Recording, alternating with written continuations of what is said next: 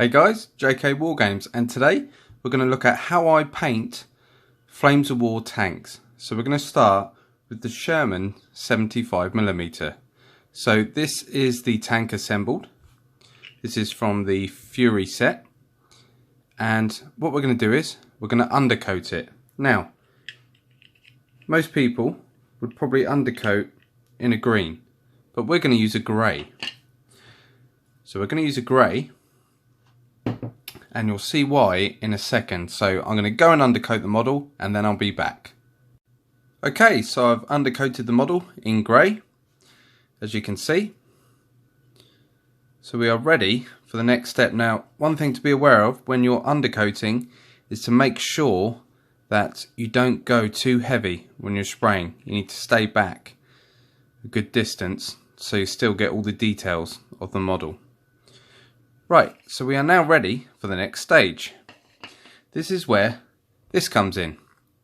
Contrast paints from Games Workshop. So this is Militarum Green. Now, this is not like a normal paint. This is almost like a shade. So this has been designed to give you shades and a few highlights without having to do all the work.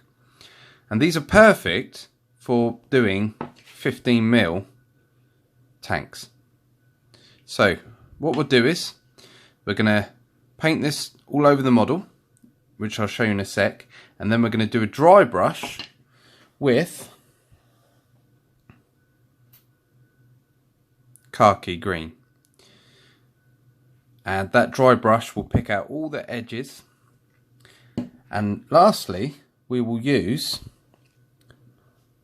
another contrast paint, Wildwood, on the tracks, and we'll give that a final highlight, dry brush even, with Lead Belcher.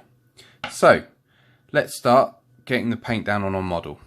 Okay then, right, here we go. So you can add this quite thick to your model, so I'm just literally going to brush it all over. And don't be scared to use this stuff quite a lot. It's designed for one thick coat, but you've got to watch where it pulls in the recesses. You don't want it pooling on flat surfaces because it will just look splodgy. So we're just going to go over the entirety of the model like this, and once it dries we will have our base green, and we won't need to put a wash on it.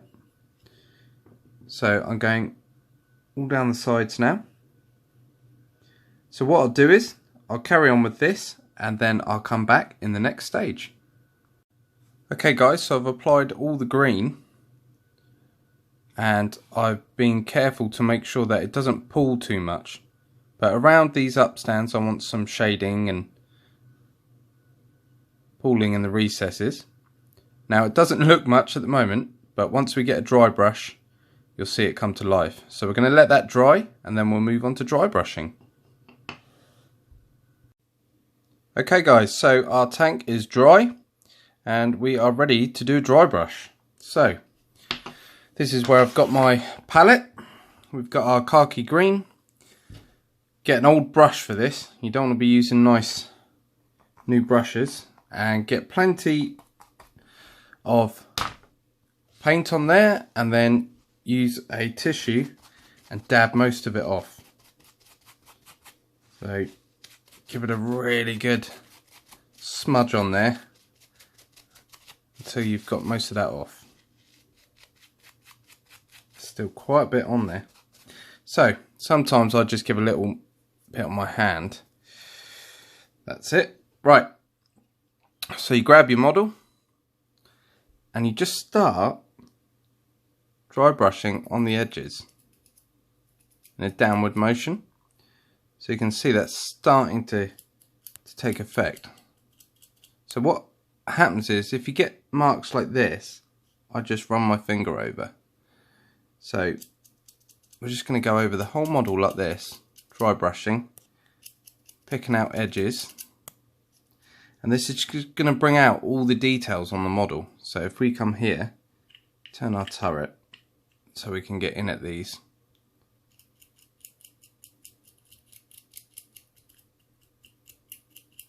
And this really will transform the end result. So what I'll do is I'll carry on dry brushing and then I'll come back. Okay, so we've done our dry brush and you can see that we've just picked out some edges. Now we haven't gone crazy, it's quite subtle, and again it's still not giving us that overall effect yet, but you'll see in a bit. So I've just gone over all the model with the dry brush and picking out edges where I can. More effective at the front of the model, but this Sherman's got a sort of slope on it, so you don't get so many edges on this model. Right, so the next stage is to paint the tracks and the machine gun. So let's get on with that. Okay, so we've got our contrast wildwood and we're going to paint the machine gun and the tracks. So let's start with the machine gun. So we don't want too much on our brush, but remember this is a contrast paint. So I might have to do this holding this actually, so bear with me guys. I don't glue my turrets down. So again, just applying all of that to the machine gun. Just being careful to not get this on the green that you've already done. So now I'm going to do this part of the model.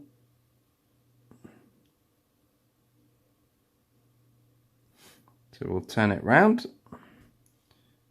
Dip our brush again, and we'll just get the rest of that machine gun. Really doesn't take long on these models, they're only 15mm. So there we go, we've painted most of the machine gun. Let's just spin it around and we just catch last bits there. Okay, so we'll leave that to dry to one side and we'll start painting the tracks on our tank. So here we go then.